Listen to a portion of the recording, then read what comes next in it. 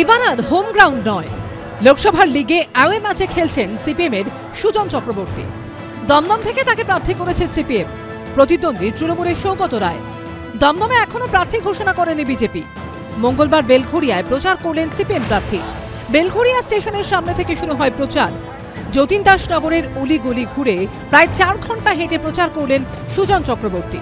কোথাও রাস্তার পাশে দাঁড়িয়ে থাকা ভোটারদের দেখে হাত নাড়লেন, কখনো তাদের সঙ্গে গিয়ে কথা বললেন। চায়ের দোকানে বসে স্বভাবসিদ্ধ ভঙ্গিতে আড্ডা দিতেও দেখা গেল সিপিএম প্রার্থী সুজন চক্রবর্তীকে।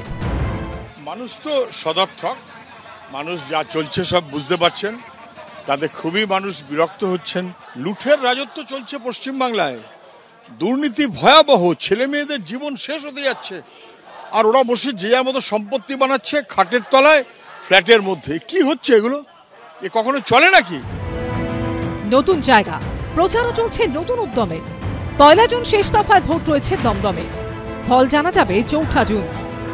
উজ্জ্বল মুখোপাধ্যায়ের রিপোর্ট, এবিপি আনন্দ, উত্তর 24 পরগনা।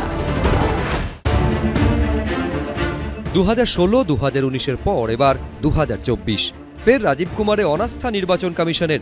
শনিবার লোকসভা ভোটের আদর্শ আচরণবিধি কার্যকর হওয়ার 2 দিনের মধ্যেই রাজীব কুমারকে ডিজিপি পদ থেকে সরিয়ে দিয়েছে জাতীয় নির্বাচন কমিশন।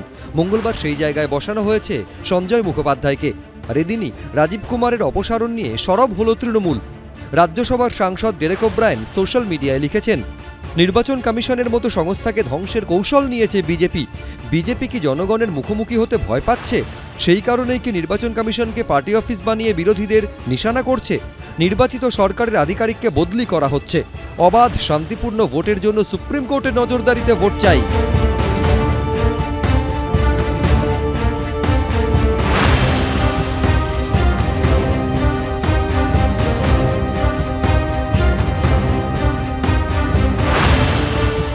আমি ডেরেক ওব্রায়েনকে বলবো, অত ঝামেলা করার দরকার নেই। বাজার থেকে একটা মোটা গাবদা খাতা নিয়ে গিয়ে মুখ্যমন্ত্রীকে দিতে, উনি ওখানে নতুন সংবিধান রচনা করে দিক।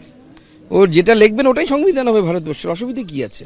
ডেরেকবাবু ওটা কারেকশন করবেন, ইংরেজিতে ট্রান্সলেশন করবেন। মুখ্যমন্ত্রী বাংলায় লিখবেন, উনি ইংরেজিতে ট্রান্সলেশন করবেন। উনি বলেছেন যে নির্বাচন কমিশন তারা ঠিকভাবে কাজ করছে না, কোর্টে যাওয়া উচিত। যান, কোর্ট তো খোলা আছে, কিন্তু যাওয়ার সময় খেয়াল রাখবেন রাজ্যের নির্বাচন কমিশন পঞ্চায়েত নির্বাচনে জেতাকে হারিয়েছে, হারাকে জিতিয়েছে, জবরদস্তি করেছে, কোর্টের নির্দেশকে অমান্য করেছে।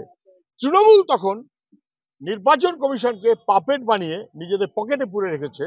তৃণমূল তখন সেই নির্বাচন কমিশনের পাশে দাঁড়িয়েছে।